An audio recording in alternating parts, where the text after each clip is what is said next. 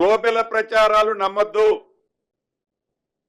ప్రతిపక్షంలో ఉన్నాము కదా అని ఏది చెబితే అది నడుస్తుందని, నడిచే విధంగా మేము చెప్పింది ప్రజలు నమ్ముతారు అని, చెప్పేది ప్రతిపక్షం నిజమైతే ప్రభుత్వమే యాక్సెప్ట్ చేస్తుంది.